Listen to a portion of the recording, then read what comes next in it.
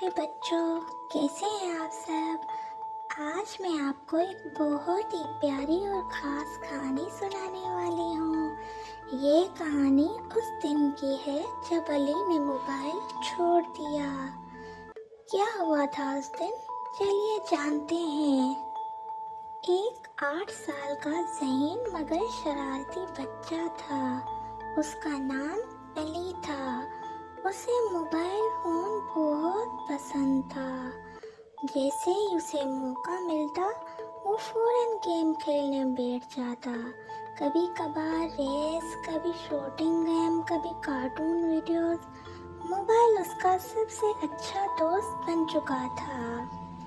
ایک دن علی کی امی نے پیار سے آواز دی، علی بیٹا ہوم ورک کر لو۔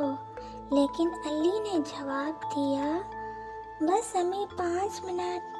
وہ 5 منٹ آدھا گھنٹہ بن گئے اور پھر 1 گھنٹہ۔ امی پریشان ہو گئی۔ انہوں نے نرمی سے سمجھایا، بیٹا زیادہ موبائل آنکھوں اور دماغ کے لیے اچھا نہیں ہوتا۔ لیکن علی نے بات کو سنجیدہ نہیں لیا۔ اسی طرح دن گزرتے گئے۔ علی کا ہوم ورک اکثر ادھورا رہ جاتا۔ وہ کتاب کھولتا بھی تو اس کا دل موبائل میں اٹکا رہتا۔ اسے لگتا تھا کہ کھیلنا پڑھنے سے زیادہ اچھا ہوتا ہے۔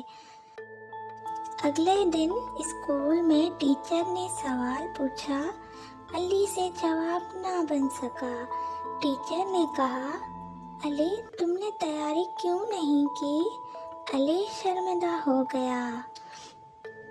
اس کے دوست جواب دے رہے تھے اور وہ خاموش کھڑا تھا۔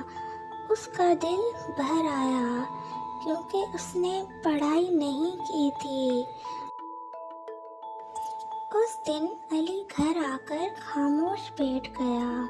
اس نے سوچا، اگر میں موبائل کم استعمال کرتا تو آج جواب دے سکتا تھا۔ اسے اپنی غلطی کا احساس ہونے لگا۔ امی اس کے پاس بیٹھی اور پیار سے بولی، بیٹا ہم تمہارے دشمن نہیں ہیں، ہم چاہتے ہیں تم کامیاب ہو جاؤ۔ علی نے پہلی بار دل سے بات سنی۔ اس کے بعد علی نے اپنا موبائل میز پر رکھ دیا۔ اس نے اپنی کتابیں کھولیں۔ شروع میں تھوڑا مشکل لگا مگر تھوڑی دیر بعد اسے مزہ آنے لگا۔ اس نے ہوم ورک کمپلیٹ کر لیا اور پھر خوشی سے امی کو دکھایا۔ امی مسکرا دی۔ اور جب شام ہوئی تو علی باہر کھیلنے گیا۔ وہ ہنسا، دوڑا، دوستوں کے ساتھ کھیل کھیلا اور اسے احساس ہوا کہ واقعی اصل خوشی اسکرین کے اندر نہیں بلکہ حقیقی زندگی میں ہے۔ اب علی موبائل استعمال کرتا تھا مگر وقت مقرر کر کے۔ پہلے پڑھائی کرتا تھا اور پھر کھیل، اور وہ پہلے سے زیادہ خوش رہنے لگا۔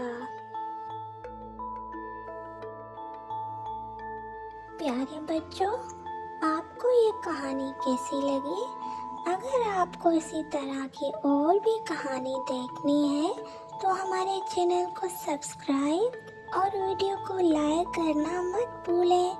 ملیں گے ایک اگلی کہانی میں، تب تک کے لیے بائے بائے۔